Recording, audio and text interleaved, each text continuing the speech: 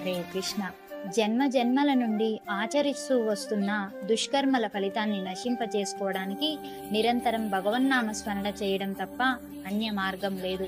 నూనెలో వేయించబడిన విత్తనాలు ఏ విధముగా అయితే మొలకెత్తే గుణము కోల్పోతాయో ఆ విధంగా భగవన్నామ స్మరణ చేయడం వల్ల ఆయా కర్మలు ఫలితాన్నిచ్చే శక్తిని కోల్పోతాయి. కృతే యద్యాయతో విష్ణు త్రేతాయత్ యజతో మకై ద్వాపరే పరిచర్యాయం కలో తద్ హరికీర్తనం.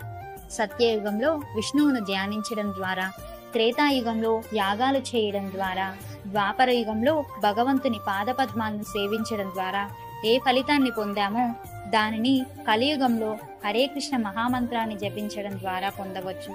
కనుకనే కలియుగంలో భగవన్నామ స్మరణకు అంతటి ప్రాముఖ్యత ఇవ్వడం జరిగింది. ఈ కలియుగ జనుల కోసం ప్రత్యేకంగా ఇవ్వబడిన మంత్రమే హరే కృష్ణ మహామంత్రం. హరే కృష్ణ కృష్ణ కృష్ణ హరే హరే, హరే రామ రామ రామ హరే హరే.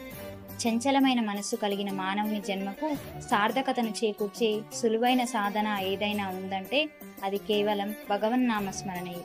హరే కృష్ణ.